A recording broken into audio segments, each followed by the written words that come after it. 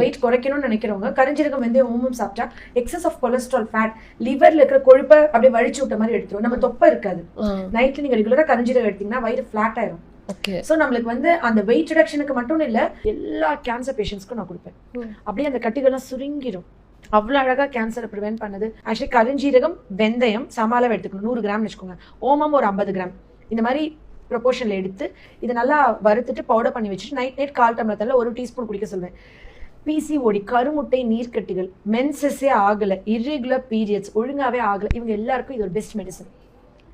எல்லா கிளாண்டுனா ஆண்களோட விதப்பையில இருந்து பெண்களோட கருமுட்டை வரைக்கும் வேலை பார்க்குது. இந்த ரேடியேஷன் போன்னால நிறைய உயிரணுக்கள் இல்ல, குழந்தை இல்ல கன்சீவ் வரைக்கும் சாப்பிட சொல்லுவேன். கன்சீவ் ஆயிட்டோம்னா ஸ்டாப் பண்ண சொல்லிடுவேன். கரிஞ்சீரகம் ரெகுலரா எடுத்தவங்களுக்கு ஹார்ட் அட்டாக் வர வாய்ப்பே இல்லை. ஏன்னா இதுல தைமோக்வைன் ஒன்று இருக்கு. தைமோக்வைன் பிளட் கிளாட் ஆகாம ப்ரிவென்ட் பண்ண, இருதய ரத்த குழாய்களை கிளாட் ஆகாம அடைக்காம இருக்கிறதுக்கு பயங்கரமா ஹெல்ப் பண்ணுது. டெய்லியுமே நம்ம எடுத்துக்கலாமா இல்ல டெய்லியுமே எடுத்துக்கலாம். Actually 1 gram 2 gram okay. இதை வந்துட்டு ஆயிலா அப்ளை பண்ணிக்குவாங்க நிறைய பேர், ஆயிலா குடிப்பாங்க. 1 ml அந்த மாதிரி. நான் சொல்லுவேன் கரிஞ்சீரகத்தை வறுத்து பவுடர் பண்ணிட்டு சும்மா சுகர் பேஷண்ட்ஸா இருந்தாலும் வெந்தயம் எடுத்துக்கலாம். சோ கரிஞ்சீரகம் வெந்தயம் ஓமம், கரிஞ்சீரகம் வெந்தயம் 100 கிராம்னா ஓமம் வந்து ஒரு 50 கிராம் வறுத்துட்டு பவுடர் பண்ணி வச்சுட்டு என் பெட்ரூம்ல தண்ணி பக்கத்துல இருக்கும். இது நைட் தூங்க போகும்போது சும்மா ஒரு பிஞ்ச் அளவுக்கு ஒரு சின்ன நெல்லிக்காய் விதை சைஸ்க்கு எடுத்தா போதும். சும்மா ஒரு ஸ்பூன்ல எடுத்து அந்த எட்ஜை மட்டும் சாப்பிட்டு தண்ணி குடிச்சு தூங்கிடுவேன். ஸோ எனக்கு வந்து விட்டமின் டி, இது மெலனின் பிக்மெண்ட் அதிகமா இருக்கனால இது கருப்பு கலர்ல இருக்கும். ஆப்வியஸா விட்டமின் டி எனக்கு நியூட்ரலைஸ் பண்ணுது, போன்ஸ் ஸ்ட்ரென்தன் பண்ணுது. எல்லா கிளாண்ட் யோசிச்சு பாருங்களேன், thyroid gland, pituitary gland, mammary gland. So மார்பக புற்றுநோய் வராது. Any cancer. நம்ம இந்த பாட்டி வைத்தியம் சீரீஸ்ல ஸ்பைருலினா பார்த்தோம், சாம்பிராணி பார்த்தோம், வசம்பு பார்த்தோம், ஒவ்வொன்றும் ஒவ்வொரு டைப் ஆஃப் கேன்சருக்குன்னு பார்த்தோம். ஆனா இதோடைய கிங்னு இருக்கு இல்லையா, இது எல்லாத்துக்கும் ஒரு ராஜா அப்படின்னா கரிஞ்சீரகம் தான். ஆக்சுவலி இந்த கொரோனாக்கு அப்புறம் நிறைய ஆண்களுக்கு குறிப்பா ஹார்ட் அட்டாக்ன்றது ரொம்ப அதிகமா பாக்குறோம்.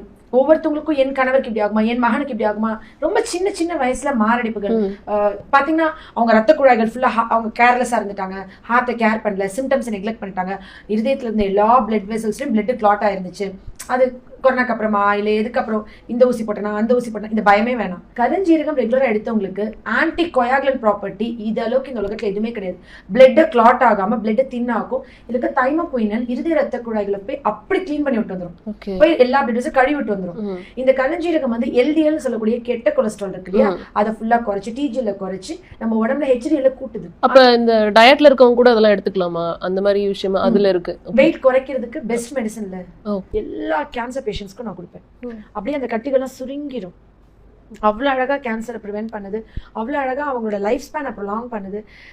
இது வந்து இந்த கிளாண்டுன்னு கிடையாது, எல்லா கிளாண்ட்லயும் ஆக்ட் பண்ணுது.